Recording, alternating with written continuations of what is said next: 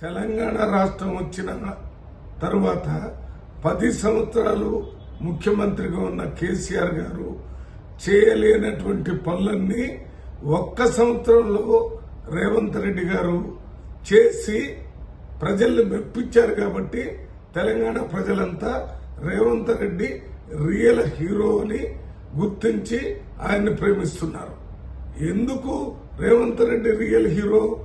ఆయన భారతదేశం మొత్తంలో ఏ రాష్ట్రంలో జరగని విధంగా తెలంగాణ రాష్ట్రంలో 1,00,000 మంది ప్రభుత్వ అధికారులను పెట్టి తెలంగాణలో కులగణన చేసి బీసీ రిజర్వేషన్ పెంచే కార్యక్రమాన్ని తీసుకున్నాడు. ఇది ఏ రాష్ట్రంలో కూడా జరగలేదు. అంతేకాకుండా 56 ఇంటిగ్రేటెడ్ రెసిడెన్షియల్ స్కూల్స్ కి శాంక్షన్ చేశాడు. ఒక్కొక్క స్కూల్ కి 200 కోట్ల రూపాయలు, ఒక్కొక్క స్కూలు 25 ఎకరాల్లో కడతారు. ప్రపంచ స్థాయి ఎడ్యుకేషన్, ప్రపంచ స్థాయి భోజనం, ప్రపంచ స్థాయి ఆటలు ఆ 25 ఎకరాల్లో ఏర్పాటు చేస్తున్నారు. అక్కడ ఎస్సీ, ఎస్టీ, బీసీ, మైనారిటీ, పేద ఓసీ పిల్లలు కూడా ఒకే హాస్టల్లో 5వ తరగతి నుంచి ఇంటర్మీడియట్ వరకు ఉండి చదువుకొని బయటికి రావటం వల్ల మంచి సమాజాన్ని, కులానికి, మతానికి అతీతమైనటువంటి విద్యార్థులను బయటికి తీసుకొచ్చి ఏర్పాటు చేశాడు. అంతేకాకుండా ఆయన తెలంగాణలో ఉన్న మహిళలందరూ కూడా ఆర్టీసీ బస్సుల్లో ఉచితంగా ప్రయాణం చేసేటటువంటి ఏర్పాటు చేశాడు. 50,000 ఉద్యోగాల కంటే ఎక్కువ ఉద్యోగాలు ఎక్కడ ఇబ్బంది లేకుండా నిరుద్యోగులకు ఇవ్వటం జరిగింది.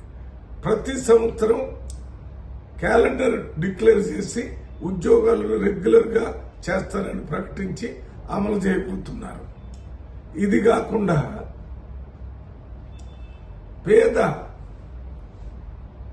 ప్రజలకి 5 లక్షల రూపాయలతో ఇందిరమ్మ ఇళ్లు కట్టిస్తారని ప్రతి అసెంబ్లీకి 3,500 ఇళ్లు శాంక్షన్ చేసి బడ్జెట్ లో ఫైనాన్స్ అలాట్ చేయటం జరిగింది.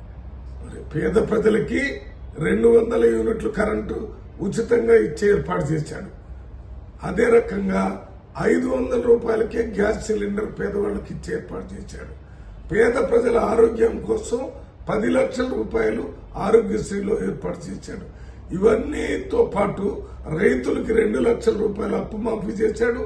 రైతు భరోసా కింద ఎకరానికి 12,000 రూపాయలు ఇస్తున్నాడు. పేద నిరుపేదలకి సంవత్సరానికి 12,000 రూపాయలు ఇస్తున్నాడు.